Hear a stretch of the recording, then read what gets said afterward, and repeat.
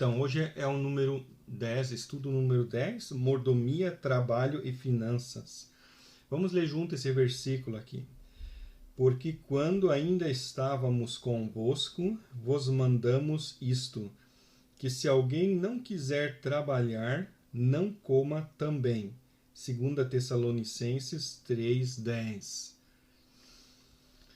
Então, mordomia, o que seria mordomia? No Brasil, a palavra mordomia ela tem uma conotação um pouco negativa, né? Mas o sentido mais literal da palavra é administrador, um mordomo, um administrador, que nós somos mordomos de Cristo, que nós somos, né, administradores de tudo que está na mão da gente, dos bens que a gente tem. Nada mais somos que administradores. Nós não temos nada, nós só administramos o que Deus coloca na nossa mão. Dignidade do trabalho. No mundo, desde a antiguidade, é o grande sonho de todas as pessoas não ter que trabalhar, mas colocar outros a trabalharem para si. A Bíblia ensina o contrário. Preguiça é pecado e o discípulo deve gostar de trabalhar. Nosso Deus ama trabalhar, também seu Filho Jesus. Devemos imitar Deus e Jesus. Então são princípios bíblicos aqui tremendos, que aí no mundo afora as pessoas sonham em ganhar na loteria. Por quê? Né? Porque daí pensa, vou ter muito dinheiro, não vou mais precisar trabalhar. É o motivo porque todo mundo joga na loteria. Não vou precisar mais trabalhar. E claro que trabalhar é difícil. Trabalhar é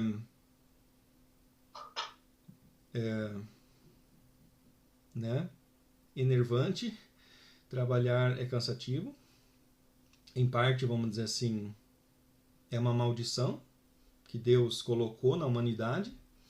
E por isso que também Deus, né, faz o possível para evitar que muitas pessoas consigam ficar milionários e não precisem trabalhar.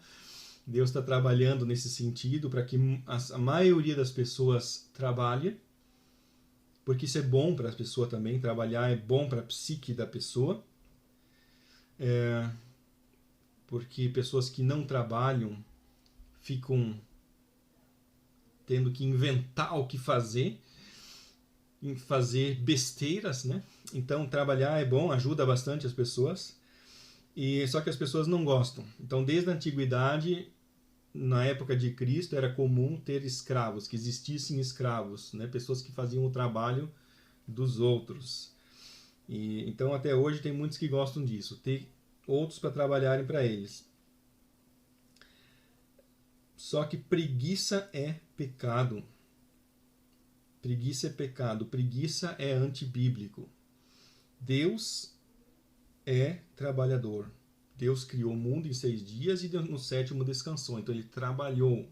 Ele criou, mas ele trabalhou. Quer dizer, ele se esforçou, ele pensou. E Jesus também, João 5,17. Né? Ele diz, meu Pai trabalha e eu também trabalho. E quando ele falou isso, os discípulos entenderam, as pessoas entenderam que ele estava se referindo a Deus. É muito interessante, né? Que Jesus disse, meu Pai trabalha até agora. Tu está falando de Deus, né? Aí eles perceberam que ele estava falando de Deus, que disse, meu Pai trabalha, né? Aí você vê como aqui naquela época era normal pensar que Deus trabalhava, né? E hoje muitos pensam, não, Deus não trabalha, né? Deus está lá no trono dele, tranquilo, né? Mas na época de Jesus as pessoas tinham essa ideia de que Deus trabalha, né? Nós devemos imitar a Deus. Efésios 5:1, quer dizer, está escrito na Bíblia, nós devemos ser imitadores de Deus, imitadores de Cristo. Então, claro que Cristo amou, Cristo perdoou, mas Cristo também trabalhou. Então, faz parte do projeto todo, né, de que sermos imitadores de Cristo, sermos pessoas que gostem de trabalhar. É claro que para as pessoas sem Jesus, o trabalho é principalmente uma maldição. E Deus amaldiçoou o ser humano, do suor do teu rosto comerás o teu pão. E nós, crentes, somos abençoados, Jesus nos abençoa, Jesus eliminou um monte de maldições. Então, para nós, o trabalho não é uma maldição, o trabalho é uma bênção, o trabalho,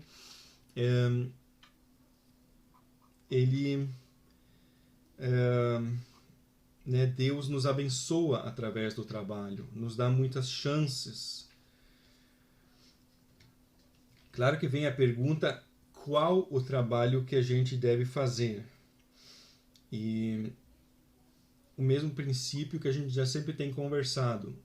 Em tudo a gente busca a orientação de Deus. Perguntar, Senhor, qual é o trabalho que Tu queres que eu faça? E aqui eu escrevi, por isso é importante avaliar os dons pessoais e perguntar como posso glorificar a Deus da melhor forma possível e servir ao próximo pelo trabalho. Então, eu acho que isso pode nos ajudar. Que eu sempre pergunto, ou muitas vezes pergunto para os meus discípulos, qual a matéria que você mais gostava na escola? Porque isso me dá uma informação mais concreta sobre a personalidade, o tipo de pessoa, se a pessoa gosta mais de matemática, mais de português, mais de educação física, que a maioria gosta de educação física, né? Mas, assim, entender os dons, os talentos. Temos que diferenciar o que é dom e talento. Dom é algo que o Espírito Santo nos dá depois que a gente, né, é crente em Cristo, e talento é algo que a gente recebe quando nasce, ou na infância, ou na juventude, algo que a gente desenvolve, que todas as pessoas desenvolvem, as pessoas sem Jesus desenvolvem talentos na área, seja da música, da engenharia, de tanta coisa, né? Para que as pessoas tenham os seus talentos. Então, ali a gente pode se perguntar, pode ser um critério, qual é que é o meu dom, o que eu gosto de fazer, qual é o tipo de coisa que quando eu faço dá certo, né? Então, isso ajuda. Um parágrafo importante está aqui. Durante a escola e a faculdade, vale a regra, o trabalho de um estudante é estudar. Porque muitos pensam, eu estou estudando na faculdade e isso não serve, vamos dizer assim, eu sou inútil porque eu só estou o dia inteiro em cima dos livros. Então penso, eu tenho que arrumar um trabalho. Claro, existem casos onde é necessário que a pessoa trabalhe e estude ao mesmo tempo. Mas seria, de repente, importante ter essa ideia. Se for possível eu estudar sem ter que trabalhar ao mesmo tempo, para poder me dedicar mais ao estudo, poder aprender bem as matérias, para quando eu me formar eu ser um profissional melhor, né? Eu escrevi isso aqui mais no sentido de tranquilizar as pessoas que estudam, dizer para elas, olha, tu está estudando, tu não está trabalhando, ótimo, te esforça, aprende ao máximo, fica tranquilo, você não está fazendo nada de errado. Tem pessoas que acham que isso é errado, né? Então por isso que eu falei, tranquilo, se esforça na hora de estudar. Assim como o discípulo, eu falo, o discípulo ele está aprendendo. Muitos discípulos ficam desesperados. Eu quero fazer um monte de coisas, eu quero pregar, eu quero evangelizar. Né? Não, vai com calma, tranquilo, porque agora nós temos que ver o que é a hora de fazer agora.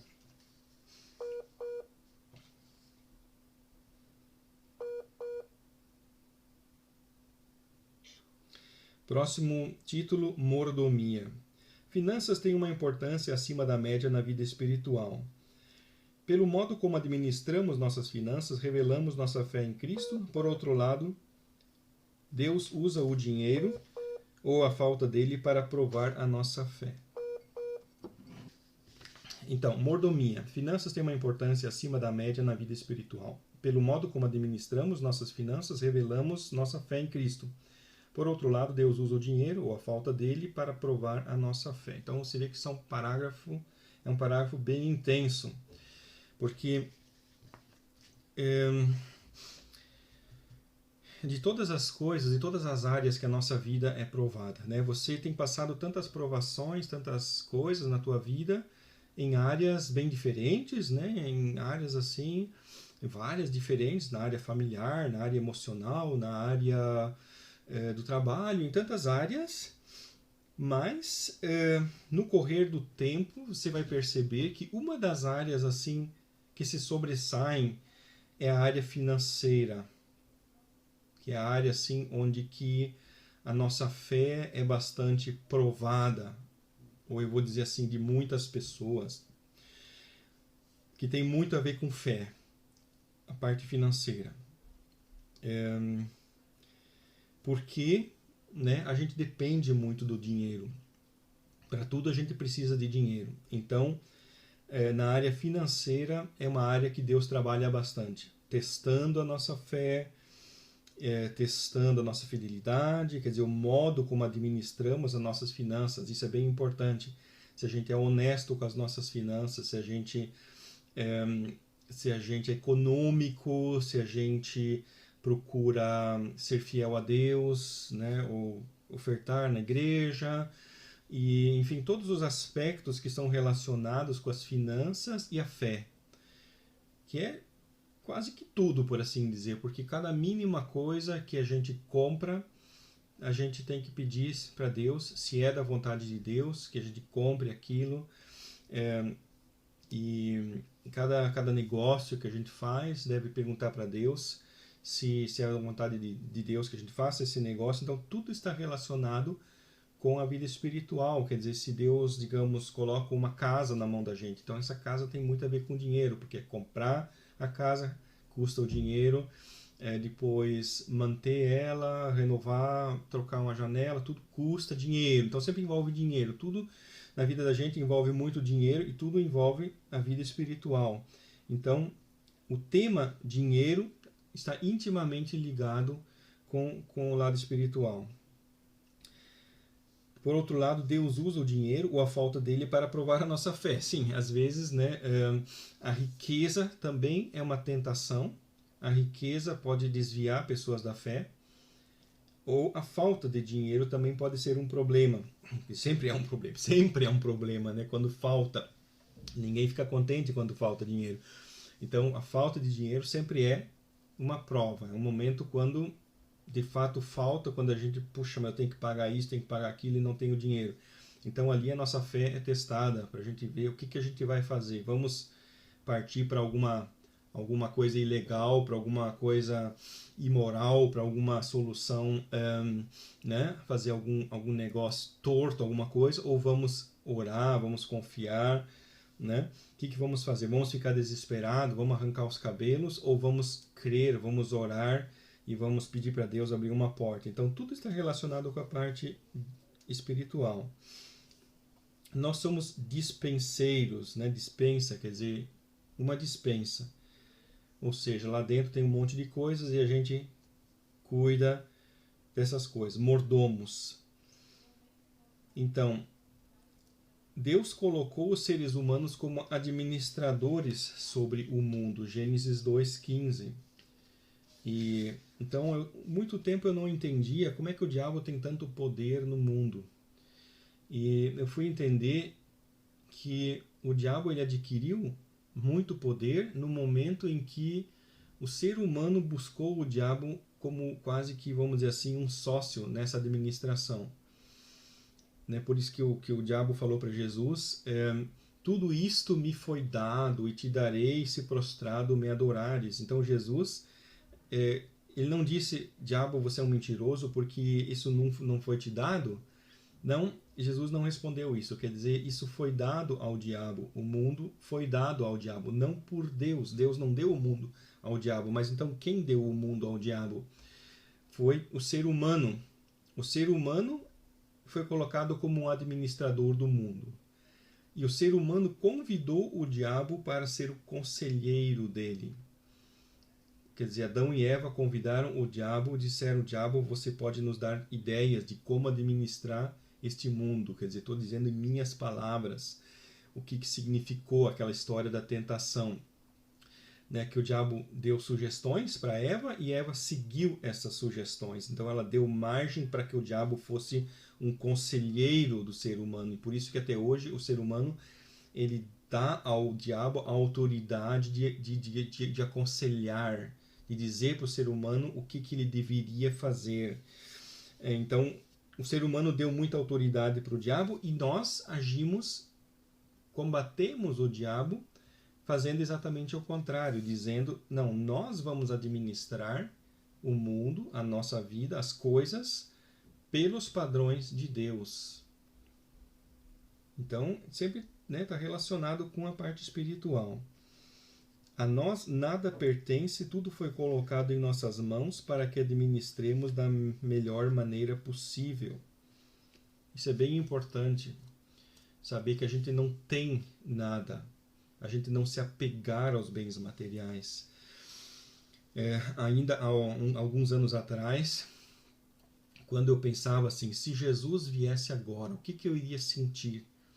Então, ainda há alguns anos atrás, eu tinha que ser sincero comigo mesmo e dizer, puxa, se Jesus viesse agora e me levasse, eu não ia gostar muito disso, porque eu acabei de comprar uma bicicleta nova, ou acabei de comprar um aparelho de som novo e nem escutei muitas músicas, ou acabei de comprar isso, acabei de adquirir aquilo, acabei de fazer não sei o que, acabei de construir, Então, um apego às coisas materiais. Então, vamos dizer, eu tive que orar bastante para me desapegar. E Deus foi tão bom que também Ele não permitiu que a gente tivesse muitas coisas materiais, enquanto havia, vamos dizer assim, um mínimo de apego. Eu nunca fui apegado às coisas materiais, as coisas materiais sempre foram muito assim, para mim, secundárias, mas no fundo, sempre havia um certo apego. Então eu tive que trabalhar em cima disso. Então é importante a gente de fato, se desvencilhar das coisas materiais e entender que nós somos administradores. Só que isso também não nos deve levar a cair no lado contrário, de dizer para mim as coisas materiais são indiferentes, se eu perder alguma coisa é indiferente, se eu fizer um negócio mal feito e levar prejuízo, para mim não interessa. Se eu administrar mal os bens materiais, não importa, porque bens materiais são só passageiros e tal. Não, o crente deve fazer o contrário, entender, não, Deus nos deu os bens materiais para que a gente administre eles bem. Deus nos deu tudo, tanto os bens materiais como os bens espirituais, que eu digo assim, o nosso trabalho na igreja, o discipulado, as coisas que a gente faz, fazer bem feito, fazer mais bem feito do que se a gente fosse fazer para uma outra pessoa, porque é para Deus. Então, administrar bem, cuidar bem. Então, quando eu vou comprar alguma coisa para a igreja, comprar algo de qualidade, pensar bem como que eu vou investir esse dinheiro, economizar com o dinheiro da igreja, lidar ele com responsabilidade, sabendo que é de Deus ainda mais, né? Então, com muita responsabilidade, pensar bem em tudo que a gente faz, é totalmente importante. Não pensar, dinheiro é só papel. O que é dinheiro? Papel, um monte de papel. Então, dá para jogar fora. Né? Não. Valorizar no bom sentido, administrar bem. Dívidas. Aqui eu escrevi, por favor, leia Deuteronômio capítulo 28. Então isso você faz depois, ler Deuteronômio 28, porque ali o Moisés confronta o povo claramente e fala, olha pessoal, tome uma decisão. O que vocês querem? Vocês querem a bênção ou querem a maldição? E então ele explica, olha, para ter a bênção, o que tem que fazer? Obedecer a Deus, seguir a vontade dele, obedecer a palavra dele, etc. Para ter a maldição é o que? Desobedecer a Deus, não seguir a palavra dele e tal. E o que significa agora concretamente a bênção? Então Moisés deu uma lista de coisas que seria a bênção, que você vai dar dinheiro emprestado e não vai tomar dinheiro emprestado. É um exemplo, tem vários outros. Que você vai plantar e vai colher. O que seria a maldição? Maldição é você pegar dinheiro emprestado e não ter dinheiro para emprestar para os outros quando alguém te pede. Ou você colhe, você planta, mas não colhe. Né? Então são exemplos de bênção e maldição. Claro que não devemos interpretar isso da maneira errada. Quer dizer, quando a gente é crente, às vezes Deus permite que haja um fracasso para testar a fé da gente. Deus permite que a gente tenha que tomar dinheiro emprestado por algum motivo. Mas a gente deve meditar nessas palavras. Então, eu escrevi aqui na página 67, dívidas podem ser uma maldição e nós devemos ser livres delas. Romanos 13, 8, famoso versículo, que a gente não deve ficar devendo nada para ninguém. Então, a gente deve ser livre de dívidas. Seria bem importante. Não digo que uma pessoa que tem dívidas seja um pecador ou alguma coisa assim, mas é um problema. Pessoas que têm dívidas, espero que elas, né, não durmam tão bem. Né? Tem pessoas que fazem dívidas e dormem bem, não tem problema nenhum, né, não se preocupam em pagar. Né? Existem pessoas que são assim. É errado. O crente, quando ele tem uma dívida, ele deve se preocupar em pagar essa dívida. Então, ter dívidas é problemático. E nós temos que pensar sobre isso. Né? Aqui, Deuteronômio 28, 44. Eles emprestarão a vocês, mas não tomarão emprestado de vocês. Eles ficarão no primeiro lugar entre as nações e vocês ficarão no último. Quer dizer, colocando as alternativas. O que você quer? Bênção ou maldição? Então, isso é um exemplo de bênção. Questão de emprestar. Dar emprestado ou tomar emprestado, o que a gente faz? Por isso é importante a gente refletir sobre o jeito de administrarmos as finanças pessoais. Colocar as finanças sob controle. Talvez, eu sei que eu estou falando coisas aqui para você que problemas que você talvez ainda não enfrentou. Eu não sei se você já enfrentou esse tipo de problemas ou não. Mas a maioria das pessoas adultas vão cedo ou tarde acabar enfrentando esse tipo de problemas, sobre a questão de dívidas, a questão de administrar o dinheiro. Então, uma regra que vale para todas as pessoas do mundo inteiro, né? Que é o que? Gastar menos do que se ganha. Né? É uma regra que qualquer pessoa...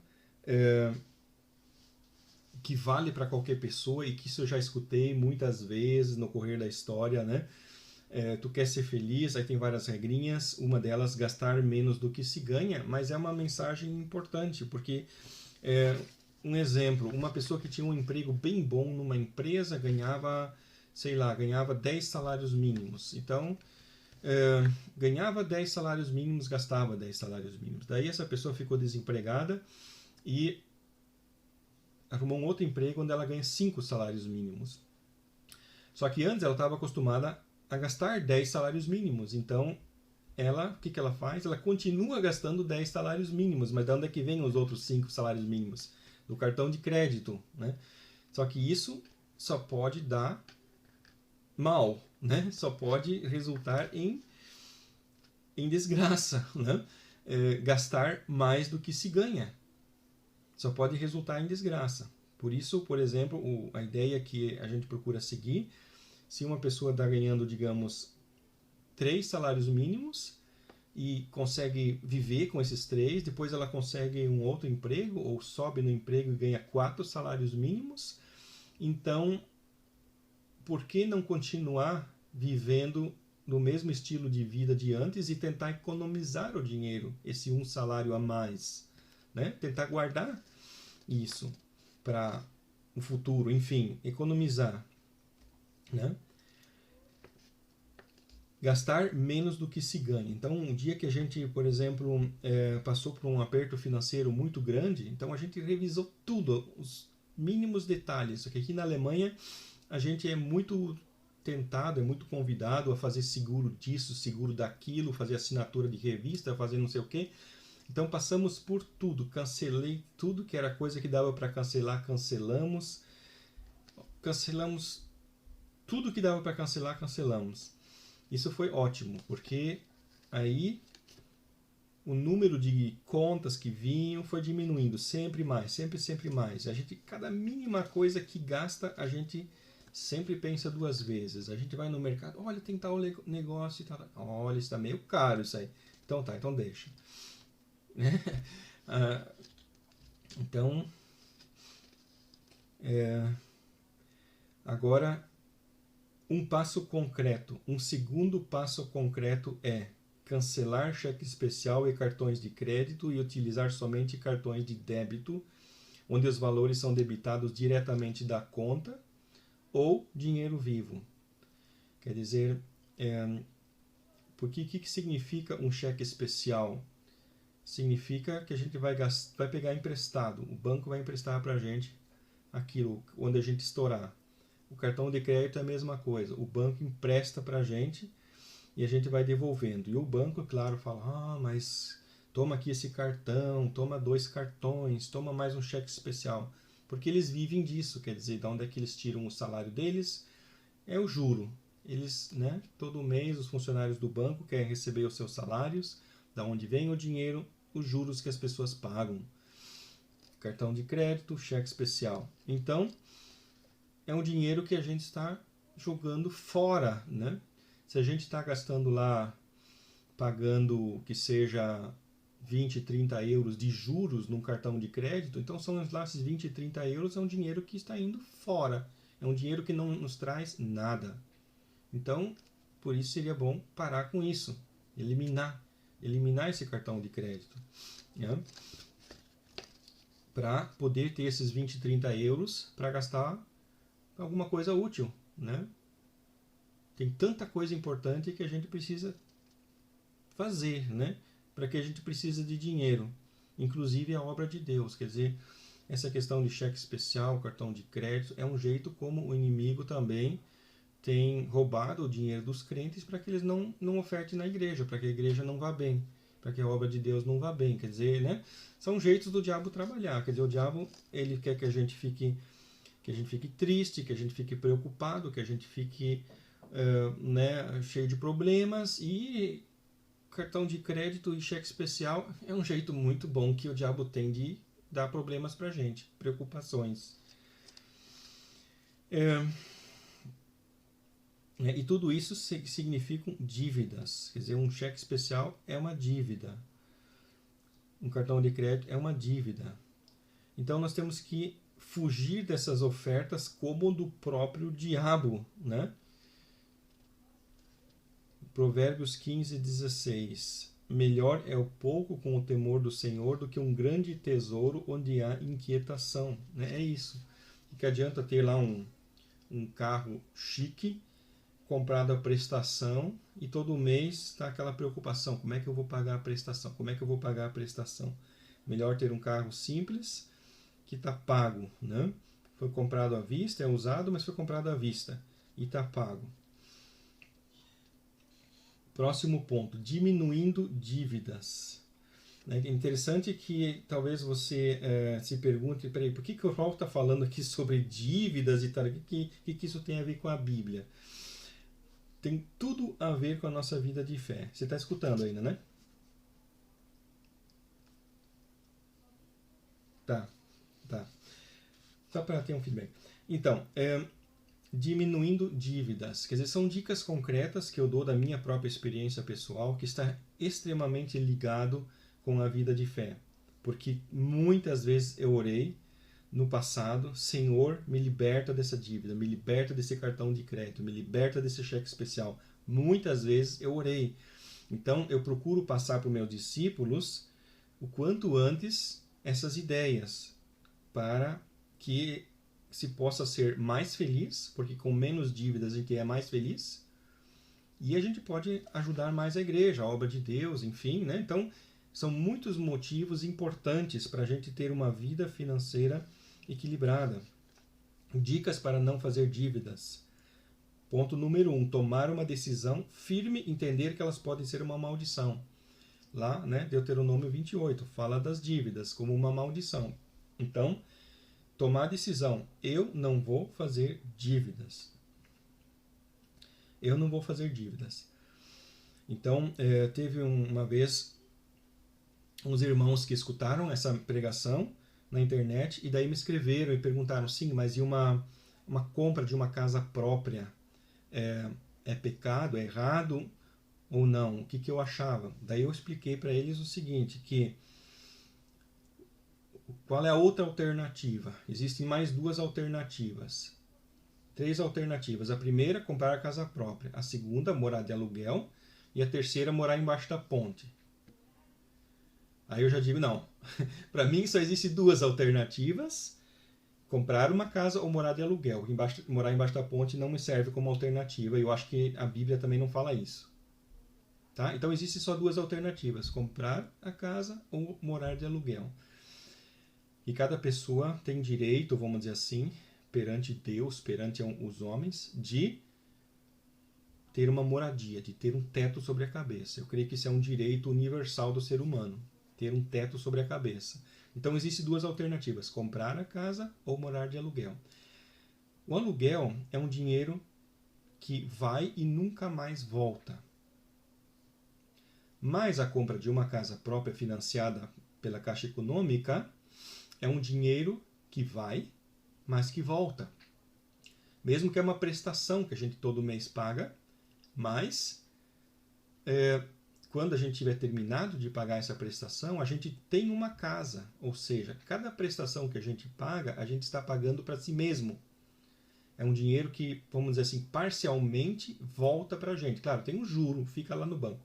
Mas uma parte dele volta para a gente na forma do imóvel que a gente vai ter depois. Então, é mais sensato comprar uma casa do que alugar. Porque o aluguel vai embora o dinheiro. As parcelas da casa própria, o dinheiro volta para a gente. Por isso faz mais sentido, é mais lógico, é mais, vamos dizer assim, em termos administrativos, faz mais sentido. Como nós somos administradores e devemos administrar bem, então faz mais sentido isso. É apenas uma pergunta que muitas pessoas se fazem, né? Porque estou combatendo a ideia de fazer dívidas, comprar coisas parceladas, etc, etc. Então tem que explicar esse detalhe. Já diferente é um carro, geralmente, né? Um carro comprado à prestação é um pouco perigoso porque pode dar um acidente, o carro quebrar ou ter uma perda total e a gente está lá com um monte de prestações para pagar. Então é um pouco complicado, né? O outro caso é, às vezes, a gente está com um carro muito velho e toda semana está indo para a oficina, a gente está gastando um monte de dinheiro na oficina, então seria, às vezes, mais lógico comprar um carro menos velho, que desse menos oficina e com isso gastava menos dinheiro. Então são muitas coisas que têm que ser analisadas. O que faz mais sentido? O que é mais econômico no correr de 1 ano, de 2 anos? Né? Então, ou no correr da vida e assim por diante. O que é mais econômico? O ponto número 2 para a gente não ter dívidas. A maioria das dívidas acontecem devido a emergências. Né? Eu que sou casado e tal, então aqui máquina de lavar ou carro que estragam. Então acontece lá. Máquina de lavar de repente não funciona mais. Tem que comprar máquina, porque aqui na Alemanha a gente nem tem tanque de lavar. Né? Aqui a gente chega aqui, não tem tanque de lavar, onde é que vai lavar roupa então? Todo mundo lava na máquina. Então, se não tem máquina, faz o quê? Lava na banheira. É muito esquisito, né? É complicado. Então, tem que ter máquina. Estraga a máquina, então tem que sair correndo atrás para comprar. E às vezes a gente não tem dinheiro. Aí faz o quê? Aí tem que comprar em prestação, né? Pegar dinheiro emprestado. Ou então o carro. Você está andando de carro, de repente quebra alguma peça. Né? Quebra alguma peça, você tem que consertar aquela peça, senão o carro não anda. E se o carro não anda, você fica de a pé. Então, o que acontece? Por isso é importante fazer 2 cadernetas de poupança e colocar dinheiro todos os meses. A primeira para aparelhos domésticos e outras emergências e a segunda para viagens. É porque a gente precisa, de vez em quando, fazer uma viagem. uma viagem de férias com a família, alguma coisa assim, que é bem, bem importante para a família, para a saúde psicológica da gente. Então, chega no final do ano, a gente não tem dinheiro. Queremos viajar, não temos dinheiro. Então, por isso é importante também colocar sempre um dinheirinho aí na caderneta de poupança das viagens. E a outra para aparelhos domésticos e outras emergências. Porque, Leandro, uma coisa que eu aprendi no correr da vida. Antigamente eu achava que existia 3 tipos de pessoas. 3 tipos de pessoas. A pessoa que tenha dívidas, a pessoa que tem dinheiro na poupança e a pessoa que não tem dívida e não tem dinheiro na poupança. Eu achava que eram 3 tipos de pessoas. Dinheiro na poupança. O segundo, nem dinheiro na poupança nem dívidas. O terceiro, dívidas. 3 tipos de pessoas. Antigamente eu achava que era assim. Hoje eu defendo uma ideia, mesmo que não seja o teu caso, mas eu defendo a ideia de que só existe 2 tipos de pessoas. Os que têm dinheiro na poupança e os que têm dívidas. Tá? Pensa bem no que eu estou te falando. Porque isso é uma tremenda lição para a gente pensar, peraí, eu quero ser uma pessoa que tem dívidas ou não? Se a resposta é não, eu não quero ser uma pessoa que tem dívidas. Então qual é a alternativa? A alternativa é colocar dinheiro na poupança. Entende? É a alternativa. Se eu não quero ter dívidas, como que eu posso viver livre de dívidas? Poupando, colocando dinheiro na poupança. Por quê? Porque quando uma pessoa não tem dívidas e não tem dinheiro na poupança, o que vai acontecer? Vai acontecer uma emergência, vai acontecer qualquer coisa, e aí a pessoa não vai ter como pagar aquilo. E aí ela vai ter que pegar dinheiro emprestado, e aí já vai ser uma pessoa que tem dívidas. Então, ser uma pessoa que não tem dinheiro na poupança e não tem dívidas, não dura muito tempo. Vai acabar caindo para o lado da dívida. Então, por isso que eu insisto nisso. Gastar menos do que se ganha e botar um pouco na poupança. Para que não se viva com dívidas. Terceiro item. Somente comprar aparelhos de qualidade alta. Economiza muito dinheiro e nervos, pois a qualidade baixa vive estragando. Os de qualidade baixa, né? É o que acontecia aqui em casa sempre. Comprava lá uma máquina de lavar roupa, quando passava da garantia, estragava. Corria atrás, comprar outra. Terminava a garantia, estragava. Sem exceção. Todas as máquinas de lavar roupa que a gente teve, todas as 6 primeiras máquinas de lavar roupa que nós tivemos, duraram certinho 2 anos. Foi terminar a garantia e elas estragaram. E todas as vezes isso era dor de cabeça. Dor de cabeça. Correr atrás, pesquisar preços, e daí pegar dinheiro emprestado e tal e coisa, gastar tempo, perdi um dia inteiro por causa disso, o tempo que eu estava precisando para trabalhar, tinha que investir nisso. Então até que a gente comprou uma máquina que tem um motor especial, um motor que não tem escovas e que é para durar no mínimo 10 anos. Quer dizer o quê? Comprar coisas de qualidade poupa os nervos da gente. Porque quando a gente só compra produto que é baratinho, todo mês estraga alguma coisa. Num mês estraga o liquidificador, no outro mês estraga o ventilador, no outro mês estraga o aparelho de som, no outro mês estraga sei lá o que, no outro mês... Todo mês você está se incomodando com alguma coisa estraga. Então, se comprar coisas de qualidade, você tem sossego, você economiza os nervos. Né? Isso é uma coisa que acaba se tornando importante. Eu que estou com quase 50 anos de idade, eu sei quanto vale os meus nervos, ou seja, a minha paz de espírito. Que essas coisas que vivem estragando, elas roubam a paz de espírito. Poupar. Existem coisas onde é impossível não fazer dívidas, como luz, telefone, água e aquecimento, pois utilizamos esses serviços e pagamos depois. Então, por exemplo, o telefone você paga no mês seguinte. Você telefona hoje, daqui a um mês você paga. Ou então a energia elétrica, né? Você liga uma lâmpada hoje, daqui a um mês você vai pagar. A água, você abre a torneira, a água sai lá de dentro, daqui a um mês você vai pagar. Então, vamos dizer, num certo sentido, é uma dívida, né? Quer dizer, a gente está gastando antes de pagar. Então, isso é muito difícil mudar esse sistema. Então, por isso devemos cuidar de forma redobrada nestes casos para não cair em uma armadilha. Tipo assim, gastar um monte de energia elétrica, comprar um aparelho lá que gasta muita energia e daí 2, 3 meses, por que a minha conta de energia agora veio alta, né? Ou então a torneira está lá pingando, deixa pingar, né? Depois no outro mês, a conta de água veio imensa, né?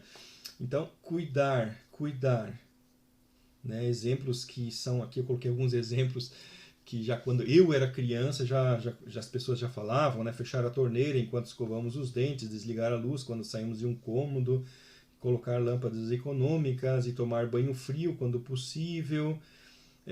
E aqui na Alemanha, bem importante a próxima dica, economizar aquecimento usando roupas mais quentes. Quer dizer, tem brasileiros que chegam aqui na Alemanha e daí no inverno estão dentro de casa de bermuda e camiseta com aquecimento ligado no máximo. Aí depois, quando vem, né, a Abrechnung, que seria a soma no final do ano, vem lá em cima e o pessoal arranca os cabelos e fala, como é que pode um absurdo desse e tal e coisa, né? Agora os alemães não, eles fazem isso que eu falei. Tá frio? Usa um casaco. Tá mais frio? Usa 2 casacos. Tá mais frio? Liga o aquecimento. Quer dizer, vai ligar o aquecimento por qualquer mínimo friozinho que deu, já ligar o aquecimento, né? Caso do telefone, por exemplo, nós gastamos muito dinheiro em telefone antigamente, mas agora a gente tem muitas maneiras de economizar. Agora, por exemplo, o WhatsApp, né? Tá louco, economiza muito. Mas tem outros sistemas, né, de economizar que talvez algumas pessoas ainda podem usar, por exemplo, cartões de telefone, celular pré-pago, Skype, tarifa plana, quer dizer, aqui fala flat rate, quer dizer, você paga um valor X por mês e pode telefonar quanto quiser. Então são tudo modos de economizar. É importante. Né? Para mim, vamos dizer assim, eu sou viciado em economizar, mas simplesmente porque a gente precisa economizar. Nós somos missionários, então houve épocas em tempos passados em que a gente quase passava fome, vamos dizer assim. A gente sempre teve o que comer, mas teve horas que a coisa chegou muito pertinho da beira do precipício, por assim dizer. Então a gente tinha que segurar tudo, contar tudo, virar, como se diz em alemão, né? Virar cada moeda 2 vezes. E assim que a gente aprendeu. Agora, vamos dizer, se a coisa está um pouquinho melhor, né? Então para que jogar dinheiro fora, né? A gente continua economizando. A gente pode comprar outras coisas que são mais importantes para a gente, né? Digamos um violão novo ou uma coisa assim, que é bom, que faz bem para mim, né? Em vez de ficar lá jogando o dinheiro na boca das empresas de telefone, né? Bom, próximo item. Analisar perguntando o que de fato necessitamos. Isaías 55, versículo 2. Por que gastais o dinheiro naquilo que não é pão e o produto do vosso trabalho naquilo que não pode satisfazer? Né? Importante, quer dizer, gastar dinheiro em coisas desnecessárias. Então, para quê? Vamos pensar bem. Os meios de comunicação tentam nos convencer de que precisamos de muitas coisas. Né? Toda hora vem propaganda. Propaganda diz, compre isso que é bom, compre aquilo que é bom, compre aquilo que vai transformar a tua vida, compre não sei o quê. Então existem coisas que de fato ajudam, mas tem outras que só são desperdícios. Nós temos que analisar bem quais são nossas verdadeiras necessidades. Tem 3 que a gente de fato precisa, como eu falei antes. Moradia, precisamos, sem sombra de dúvida. Vestimenta, precisamos, ninguém é para andar nu. E alimento, precisamos. Né? O nosso corpo precisa de energia. São as 3 necessidades. Todo o resto a gente pode mais ou menos colocar em dúvida, perguntar, será que precisamos de fato? Um seguidor de Jesus não necessita luxo, exibição, desperdício, roupas e comidas caras. Tiago 4:3, 1 Timóteo 6:8. Um seguidor de Jesus não precisa dessas coisas. Pelo contrário, até choca com a fé. Se um crente gosta de andar luxento, quer dizer, gosta de se exibir, porque tem uma roupa cara, um carro caro, um relógio caro, uma corrente de ouro no pescoço e sei lá o que. Existem pessoas que se acham importantes fazendo essas coisas. Um crente, ele entende que isso é contrário à palavra de Deus, que nós temos que administrar bem e que todo esse luxo ele é desnecessário, porque isso, as pessoas sem Jesus encontram nisso eles alimentam a autoestima, porque elas se sentem importantes, porque tem isso e tem aquilo. Agora o crente, ele busca a sua autoestima em Deus. Ele busca em Deus, né, a afirmação que Deus diz: eu te amo, eu te criei, tu és maravilhoso. Quer dizer, Deus nos criou, Deus nos ama, e tudo que Deus faz é bom, é bonito, está escrito lá. E viu Deus que tudo era bom. Então, nós somos bonitos, nós não precisamos nos fazer mais bonitos, nós não precisamos... nós já somos ricos porque temos um mundo maravilhoso onde Deus nos colocou para viver. Nós não precisamos ainda ostentar ouro e pedras preciosas, isso e aquilo.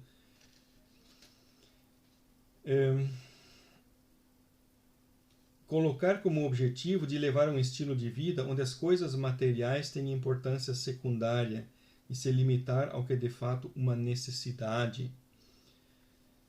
Lucas 12:30, porque as nações do mundo buscam todas essas coisas, mas vosso Pai sabe que precisais delas. Quer dizer, alimento, roupas. Está todo mundo preocupado em trabalhar, em conseguir roupas, em conseguir comida. Deus sabe que nós precisamos dessas coisas, então a gente não é para se estressar acima do necessário, quer dizer, ou seja, se preocupar. Existe uma preocupação negativa, ou seja, um tipo de preocupação que nos angustia, se angustiar por essas coisas. Uma coisa é preocupar, a outra é angustiar. Angustiar a gente não deve, preocupar sim, ter responsabilidade sim, mas se maltratar psicologicamente, não.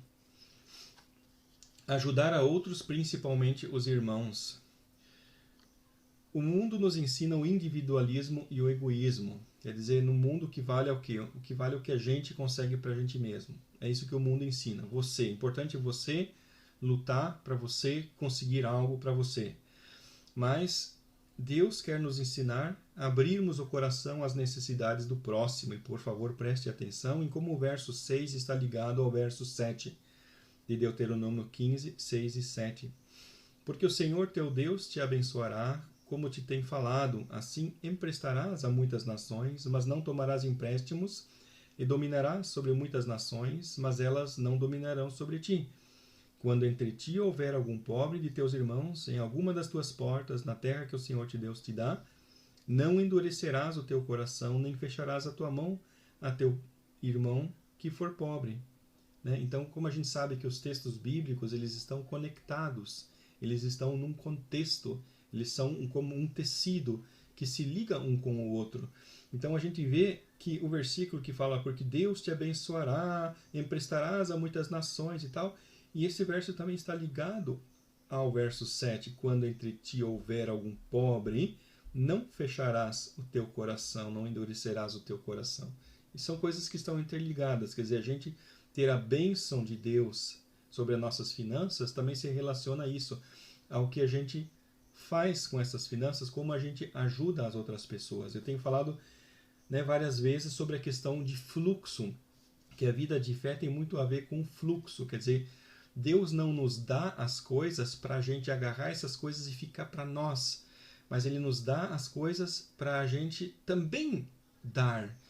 Quer dizer, Deus ele é um Deus doador, é um Deus presenteador, e Ele quer que nós imitemos a Ele, ou seja, que nós também sejamos doadores e presenteadores, e assim nós seremos semelhantes a Ele. Então, por isso, ninguém pode dizer, não, mas eu não tenho nada para dar. Não, Deus nos dá as coisas, e aí a gente pode passar para frente. Então, se alguém diz, mas eu não tenho nada para dar, talvez exatamente por isso, porque a fonte secou, porque Ele foi tão diferente de Deus, ele foi tão contrário a esse princípio de que a fonte secou e agora ele não tem mais nada para dar. Mas se ele tomar a decisão, dizer, não, eu quero inverter, eu quero ajudar as pessoas, onde eu enxergar um pobre, um necessitado, eu vou ajudar ele. Né? Claro que a gente tem que orar muito, porque também existem muitos pobres que são possessos pelo diabo e coisa assim, etc., bêbados e tal e coisa. Então, a gente também não deve ajudar todo mundo, mas por isso fala também a teu irmão, quer dizer, os outros crentes, enfim, pessoas honestas, ajudar pessoas que de fato estão passando por dificuldades, ajudar essas pessoas que de fato precisam de ajuda. Aí a gente tem que orar muito para Deus mostrar para a gente quem são as pessoas que de fato precisam.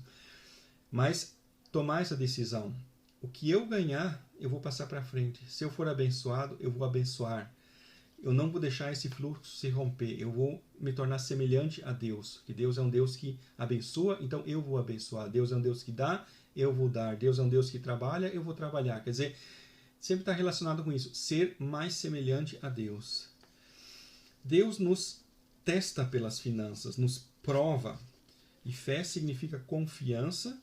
É fácil dizer que confiamos quando tudo vai bem e temos bastante dinheiro na conta. Nossa fé é somente aprovada exatamente então quando necessitamos de algo e não temos dinheiro. Né? É claro que eu dei aqui várias dicas de como não entrar em dívidas e tal. Dei várias dicas que são importantes, mas vai chegar também um momento em que mesmo que a gente tenha economizado, mesmo que a gente tenha guardado, mas vai chegar um momento em que vai acontecer esse problema. Opa, estou precisando de alguma coisa e não tenho, né? Ou digamos que a gente colocou o dinheiro lá numa aplicação financeira e eu não posso tirar agora aquele dinheiro porque tem um contrato ou uma coisa assim, e bem nessa hora eu estou precisando, né? É um exemplo para dizer o quê? Aí somos tentados a fazer o quê? Usar cheque especial e cartão de crédito. Né? E por isso que eu sublinhei a palavra tentados, porque tentado vem do quê? Vem do diabo. O diabo nos tenta. O diabo nos quer enrolar numa maldição. Não se trata de uma coisinha inofensiva, mas de pecado. Tomamos a decisão em nossas mãos e retiramos de Deus o controle e demonstramos que na prática não confiamos nele o suficiente, de que ele no momento certo nos dá o que precisamos, no momento em que de fato necessitarmos, sem fazer dívidas. Né? Então, mesmo que a gente tenha um cheque especial, mas quando surge um aperto e a gente precisa usar o cheque especial, então isso é um alerta. Opa, peraí, tem alguma coisa errada acontecendo aqui. Tem alguma coisa errada. Por quê? Por que é que eu vou ter que usar o cheque especial? Tem alguma coisa errada. Eu fiz alguma coisa errada. Eu administrei o meu dinheiro de uma forma errada. Ou pode ser que eu não esteja precisando disso. Eu estou querendo comprar tal coisa, então eu estou precisando. Mas esse eu estou precisando, ele pode ser exagerado. Às vezes a gente pensa que precisa, mas se a gente olhar 2 vezes e pensar de novo, né? Será que isso não pode esperar mais um mês? Comprar uma camisa nova? Será que essa que eu tenho não aguenta mais um mês? Ou sei lá o que, né? Uma peça para o meu computador, sei lá o que. Será que o meu computador não aguenta mais um mês sem essa peça? Né? Etc. Enfim, pensar. Será que de fato eu preciso? Então isso é um sinal de alerta. Quando a gente é tentado a fazer dívidas, a gente tem que abrir o olho, arregalar bem o olho. Porque eu sei que uma vez eu tive numa situação bem complicada, o carro estava precisando trocar os pneus e estava precisando trocar a correia dentada. Isso ia custar lá mais de 1.000 euros. E eu não tinha esses 1.000 euros. E aí a loja falou, não tem problema, nós fazemos parcelado. Só que esse tal de fazer parcelado, na verdade, era um cartão de crédito. Eu só precisava assinar e eu recebi um cartão de crédito. E nesse cartão de crédito eu tinha 5.000 euros de crédito. Quer dizer, os 1.000 euros que eu gastei lá ainda sobrou mais quase 4.000 euros no cartão. Que eu pensei, não, isso aqui eu nunca vou usar, lógico, né? Nunca vou usar. Só que o tempo foi passando e foram surgindo certas coisinhas. Não, vamos comprar tal coisa, não temos dinheiro. Mas vamos pegar no cartão e tal e coisa. Vamos pegar no cartão, vamos pegar. E o negócio foi acontecendo que aqueles 5.000 euros, o negócio foi chegando sempre mais perto dos 5.000 euros, que no início eram 1.000 e foi se tornando 5.000. Eu digo, estou falando de experiência própria. que eu tinha, né, pensei, vou pegar esse cartão porque foi uma emergência, né? Então o que eu estou querendo dizer? O diabo, ele quando pega no dedo mínimo da gente, ele não fica contente. Ele quer o quê? Ele quer o dedo todo. Ele quer a mão toda. Ele quer o braço todo e quer o corpo todo da gente. Ele vai puxando. É a mesma coisa com cartão de crédito, com dívidas. Você faz uma dívida pequena aqui, depois vem outra lá atrás, né? Aí por isso, o dia que eu percebi, eu orei, Senhor, mas eu quero me livrar dessa dívida. Aí Deus disse, você tem que ser radical. Você vai ter que tomar uma decisão muito, muito radical. Foi muito, muito complicado eu pegar uma faca e cortar aquele cartão em pedaços. E a partir dali só pagava as parcelas. Fui pagando as parcelas, pagando. E depois de alguns anos, pagamos tudo. Demorou, né? Gastar foi fácil, pagar foi bem difícil. Então, é melhor nunca tivesse entrado lá dentro. Quer dizer, hoje vale como experiência que eu posso contar para as pessoas. E por isso que eu, né, só de falar a palavra cartão de crédito já me arrepio, assim, né? Já sobe aquela, socorro, né? Perigo, luz de perigo acende, né?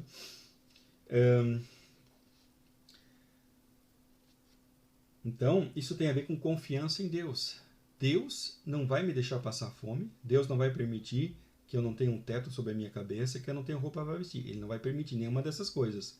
Agora, outras coisas, ele não está comprometido. Deus não prometeu que ia dar uma televisão nova pra gente, ou que ele ia dar um videogame novo pra gente, um celular novo pra gente. Deus não está comprometido com nada disso, não prometeu nada dessas coisas.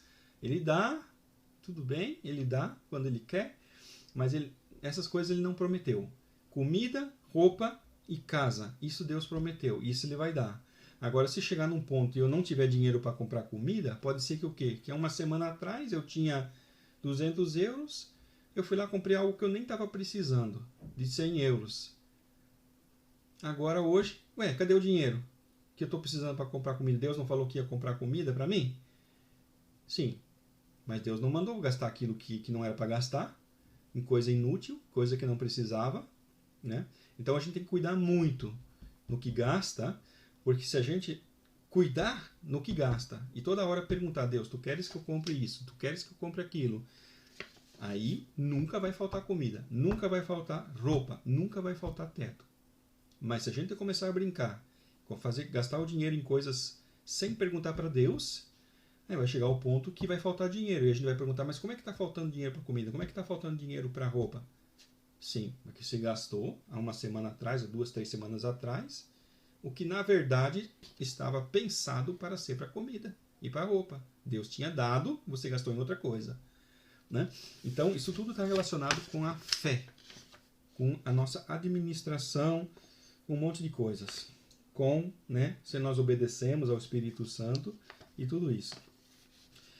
Outro ponto importante, jogos. Jogos, quer dizer, antes eu falei de loteria.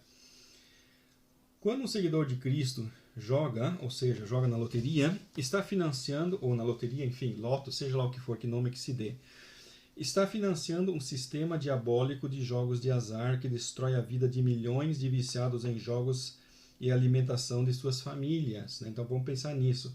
Esses jogos, aqui na Alemanha é bem popular, esses cassino, que as pessoas vão lá e ficam jogando as moedinhas lá dentro e puxando as maçanetas e torcendo que ganhem dinheiro e ficam lá fazendo isso. Esse sistema destrói a vida de milhões de pessoas no mundo. Na Alemanha, né, destrói a vida de muitas pessoas.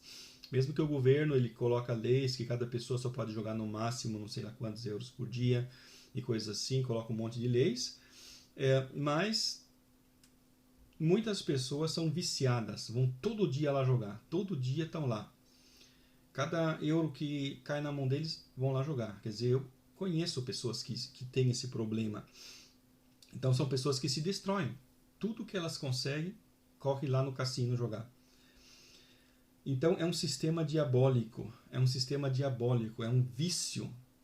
É um vício logicamente psicológico, não é um vício químico, é um vício psicológico, que as pessoas elas acham que vão ser felizes se agora ganhar lá 1 milhão de euros. Uau, pronto, agora estou feliz, agora sou uma pessoa completa, sou uma pessoa realizada, agora não vou mais precisar trabalhar, não sei o que lá. Elas pintam na cabeça delas um futuro maravilhoso se elas conseguirem ganhar, né? Ou as pessoas que jogam na loteria, a mesma coisa, pintam um futuro maravilhoso se conseguirem ganhar, né? O que eu escrevi aqui? Quando um crente joga, ele cede à tentação, foi vencido pela própria ganância e ludibriado por mentiras diabólicas de encontrar um caminho mais fácil do que aquele ensinado na Bíblia, ou seja, do trabalho, né? Lembra que o primeiro versículo que a gente teve hoje, na abertura do estudo, era aquele, né? Quem não quer trabalhar, que também não coma. E então, quem joga na loteria, ele cedeu a essa tentação de pensar, mas se eu ganhasse na loteria, eu ia durante anos, ou talvez pro resto da minha vida, não precisar mais trabalhar, né? Então, é um caminho fácil que é oferecido para as pessoas, mas que não é da vontade de Deus. Provérbios 6,6 está escrito: vai ter com a formiga, ó preguiçoso, olha para seus caminhos e sê sábio. Então Deus está dizendo, né? Olha a formiga trabalha, a formiga guarda. No verão ela guarda para no inverno ter. Então devemos aprender alguma coisa dela. Devemos aprender.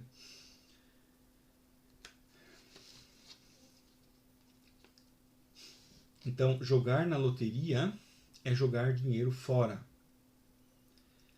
Isso só estatisticamente já dá para provar, né? Porque todo o dinheiro que, digamos, de 10 euros que uma pessoa joga na loteria, digamos, 2 euros vai para o funcionário da lotérica, o salário dele, 2 euros vai para instituições de caridade e 6 euros vai para distribuído entre os que jogaram. Então, cada 10 euros que a pessoa joga, 6 euros ela vai ganhar de volta. Então, é um desperdício. Né? É um desperdício. Só porque uma pessoa uma vez ganhou 1 milhão de euros na loteria, aí todo mundo acha que ele vai ser aquele que vai jogar 10 euros e vai ganhar 1 milhão. Né? Cada um acha que ele é que vai ser aquele ganhador. Né? E se a gente olhar na vida de todos os que ganharam 1 milhão de euros na loteria, a gente vai ver que todos eles gastaram bem rápido esse dinheiro e que não adiantou nada ganhar esse dinheiro todo, não mudou em nada. Desperdiçou tudo e no final estava pobre, mais pobre do que antes, quando trabalhava. Então, isso não é bênção, isso é maldição mesmo. Próximo título, honrar a Deus pelas finanças. Devemos honrar a Deus em tudo o que fazemos, logicamente. Um dos meios de fazer isso é apoiar sua obra financeiramente. E aqui tem Malaquias 2:2, Malaquias 3:10, aqui um depois do outro, né, que eu usei esses dois versículos, Malaquias 2:2 e Malaquias 3:10, porque muitos pegam esse versículo, Malaquias 3:10, para usar como um martelo para bater na cabeça das pessoas, né, pague o dízimo e tal. Mas temos que ler Malaquias 2:2 também, que fala de o quê? De honrar a Deus. Isso que é o que Deus quer, honrar. Deus não quer o dinheiro, Deus não precisa de dinheiro, mas o que Deus espera então? Honra. É isso que Deus espera de nós. Não adianta levar lá um monte de dinheiro para a igreja por qualquer outro motivo. Isso não interessa para Deus. O único motivo que interessa para Deus é se a gente fizer qualquer coisa, seja 1 centavo que a gente der para Ele, como um modo de honrar a Ele. Eu, quando vou na igreja e tenho lá só 2 euros na carteira, eu oro para Deus e peço perdão. Eu digo, Deus, que vergonha. Com isso, eu não estou te honrando, com esses 2 euros, né? Porque, né, eu me sinto, vamos dizer assim, uma pessoa que não está honrando a Deus, dando um valor tão baixo. Então,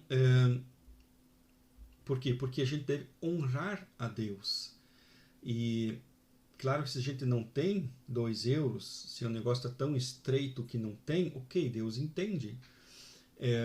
O que geralmente acontece no meu caso é porque eu quase nunca tenho dinheiro vivo, então sempre em todo lugar que vou uso o cartão para pagar no mercado, uso o cartão, então eu não tenho dinheiro vivo. Então por isso eu chego na igreja e chego lá e, puxa, mas eu não tenho dinheiro vivo para colocar na oferta, né?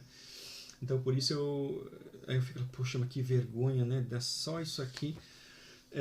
Né? Mas por quê? Porque nós temos que honrar a Deus também pelas nossas finanças, é claro. Por quê? Porque as finanças é algo concreto, porque é muito fácil louvar a Deus com a boca. Deus, eu te louvo. Deus, né? Tu és maravilhoso. Ok, é muito fácil, nós devemos fazer, a Bíblia ensina, mas com o dinheiro se torna mais concreto, porque mexe com, né, a nossa subsistência, mexe com, né, porque o dinheiro é a nossa subsistência, nós precisamos dele para comprar o feijão e o arroz.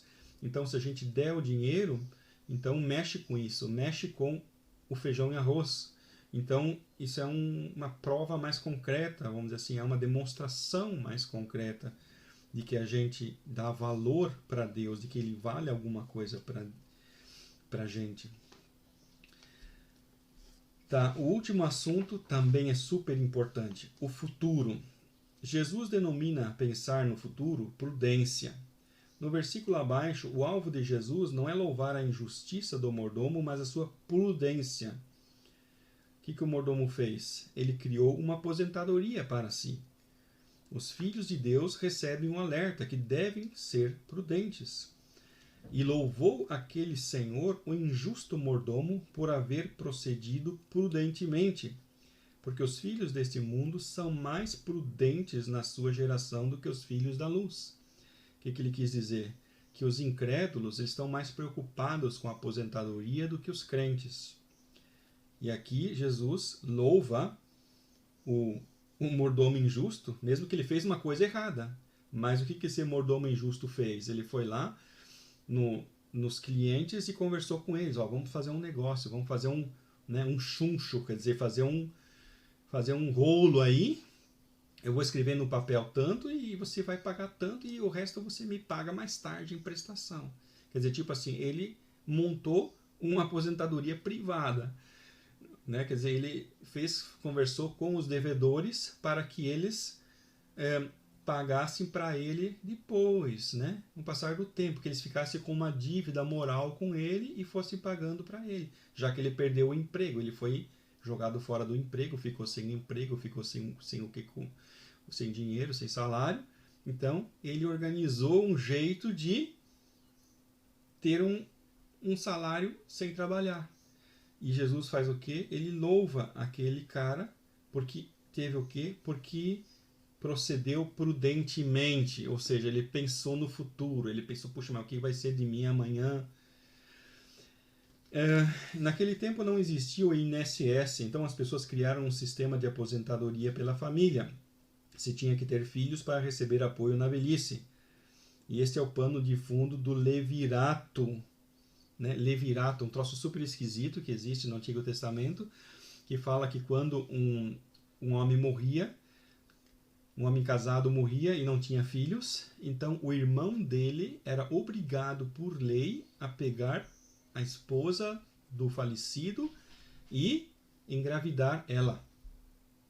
É uma lei super esquisita, mas o motivo disso era isso aqui, porque os velhos dependiam dos filhos para ter o que comer quando fossem velhos. Então, uma mulher, uma viúva sem filhos, isso ia significar para ela que ela na velhice iria passar fome ou ter que mendigar. Então, isso seria muito horrível. Então, por isso que Deus colocou essa lei. O irmão do falecido tinha que engravidar a viúva para que ela pudesse ter um filho e esse filho cuidar dela quando fosse velho. Né? Então, isso tem a ver com aposentadoria. Aposentadoria não tem nada a ver com sexo ou sei lá o que, outras coisas, né? Não, nada a ver. Claro, tem a ver num certo sentido, sim, mas que eu falo assim, essa lei do levirato é um pouco esquisita, né? Um pouco esquisita, porque na nossa situação, que nós temos aposentadoria do governo, aposentadorias privadas, isso e aquilo, a gente não entende que naquela época as pessoas não tinham nada disso e tinham um jeito de solucionar isso. Um outro jeito de solucionar essa questão da aposentadoria era o quê? A igreja, nos tempos do Novo Testamento, a igreja ajudava os pobres, ou seja, as viúvas, né, para que não tivesse que mendigar, então a igreja ajudava. Então, 1 Timóteo 5,16. Se algum crente ou alguma crente tem viúvas, socorra-as e não se sobrecarregue a igreja, para que se possam sustentar as que deveras são viúvas. Então, Paulo fala, quer dizer, se algum jovem ou alguma mulher, algum homem, a mãe dele é viúva, então deve ajudar. Quer dizer, se um membro da igreja tem uma mãe que é viúva, então tem que ajudar. O membro da igreja tem que ajudar a mãe e não a igreja. Ele está dizendo que a igreja só vai ajudar as viúvas que não tiverem filhos, que de fato estejam nessa situação complicada de não ter um membro da família que ajude. Né? Porque já tinham pessoas naquela época que começaram a abusar da igreja, quer dizer, abusar dessa ajuda social que a igreja fazia.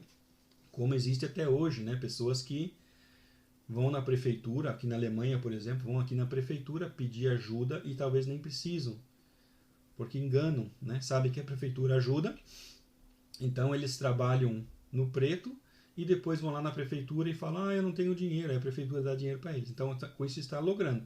Então, isso já acontecia naquela época, 2000 anos atrás, por isso que Paulo escreveu isso aqui para Timóteo. Tá. Se temos a chance de pagarmos uma aposentadoria, devemos fazer isso para que mais tarde outros não tenham que vir em nosso socorro e tenhamos que passar necessidade na velhice. A mesma coisa. O princípio que está por trás é o mesmo. Se a gente tiver a chance, quer dizer, né, tem pessoas que são muito pobres e não tem como pagar uma aposentadoria. Eu digo de experiência própria. A gente teve um certo período da nossa vida que foi muito complicado, a nossa parte financeira estava muito apertada, não tinha como, não sobrava, a gente só tinha que comer e não tinha mais nada, né? Houve uma época no passado, então nesse caso não dava, né? Mas eu digo aqui, se temos a chance de pagarmos uma aposentadoria, devemos fazer isso, é bem importante. E não, né? Porque o pensamento oposto disso seria dizer o quê? Quando eu for velho, Deus vai fazer tudo, Deus vai fazer um milagre, Deus vai mandar alguém, Deus vai dar um jeito, etc, etc. Quer dizer, parece assim ser coisa de crente, falar de Deus, que Deus vai fazer, que Deus vai acontecer, mas o que a Bíblia ensina é diferente. A Bíblia está ensinando de a gente se preocupar com o futuro, de a gente pensar no futuro. Não agora de uma maneira desesperada, como os que não têm Jesus, que se desesperam, que se arrancam os cabelos pensando em ter uma aposentadoria boa para viver na mamata. Não, mas que a gente deve se preocupar com o futuro, guardar, ter uma, né, enfim, ter uma casa própria, ou ter uma aposentadoria privada, ou ter dinheiro para não depender dos outros, para não depender da ajuda da prefeitura e assim por diante, né? O exemplo da formiga é importante. No verão, ela junta para o inverno, e o mesmo vale para nós. O verão é a juventude. É o tempo em que as pessoas estão fortes, saudáveis. A velhice é o inverno, quando tudo é difícil, quando o corpo está fraco. Né? Então, ajuntar no verão para ter no inverno. Quer dizer, ajuntar quando a gente é jovem para ter quando a gente é velho. É um princípio importante. É claro que às vezes não dá certo, como nós, por exemplo, que somos missionários, a gente mudou muitas vezes e a gente tentou guardar e a gente tentou comprar uma casa própria, isso e aquilo, mas nem sempre dá certo. Ok, a gente tentou, então a gente confia em Deus, a gente sabe, ok, tentamos, fizemos o possível, então Deus vai fazer alguma coisa. Mas se a gente não tivesse tentado e depois dizer não, porque Deus vai fazer, isso seria provar a Deus, né? Seria provar a Deus. Aqui, Provérbios 30, 25. As formigas não são um povo forte, todavia no verão preparam a sua comida, né? É isso, no verão elas preparam o que vão comer no inverno. Então é isso, a gente quando é forte, jovem, prepara o que a gente vai comer quando for velho e fraco. Né? É a lógica, né? Nada para se desesperar. E Deus vai nos ajudar a fazer isso, Deus vai orientar como a gente deve fazer isso. Não perder as oportunidades, porque vão surgir oportunidades, e aí aproveitar essas oportunidades. Está guardando uma coisinha aqui, outra coisinha ali, comprar um terreno, e enfim, né? E assim vai guardando, e quando chegar na época de se aposentar, pronto, aí tá lá, tem lá seu terreno, tem lá sua casa, sei lá o que, né, etc. Quer dizer, quando a gente gasta menos do que ganha, então o que é o resultado? Aí sobra um pouquinho. E esse pouquinho, então, guardar, né, logicamente. E aí no final, depois de meses e anos, isso vai ser um valor maior, né? Então, são dicas que têm tudo a ver com a questão financeira. Por quê? Porque eu quero que os crentes estejam financeiramente bem, né? Eu quero que os crentes estejam felizes, por vários motivos, né? Um que eu já falei, que o crente que está financeiramente bem, ele pode ajudar mais a igreja, ajudar mais os missionários, enfim. E também ele vive melhor, porque quando a gente está bem financeiramente, a gente evita vários problemas psicológicos. Né, por exemplo, eu que sou casado, posso dizer isso de experiência, que quando a gente não tem dinheiro, a vida na casa se torna um pouco mais complicada. Quando a gente tem dinheiro, muita coisa se resolve, muitos problemas se solucionam. Digamos, se a minha esposa está cansada, se a gente não tem dinheiro, ela é obrigada a fazer um almoço. Está cansada, mas fazer almoço. Com isso ela fica mais nervosa. Se a gente tem dinheiro, a gente fala, não, está cansada? Vamos encomendar uma pizza, vamos encomendar alguma comida, vamos ligar lá e eles trazem. Aí eles trazem, minha esposa descansa, fica descansada, fica tranquila. É um exemplo onde eu procuro tornar assim palpável essa questão de como o dinheiro pode aliviar a vida da gente. Né? Ou às vezes a gente está precisando de férias, está muito estressado. Se a gente tem dinheiro, a gente vai numa agência de viagens, queremos aí passar 2, 3 dias num hotel, a gente paga, a gente vai. Se a gente não tem dinheiro, a gente tem que ficar em casa olhando para as 4 paredes e isso, né, a gente fica cada vez mais estressado. Então assim a gente pode espalhar para várias áreas da vida da gente. Quando a gente tem mais dinheiro,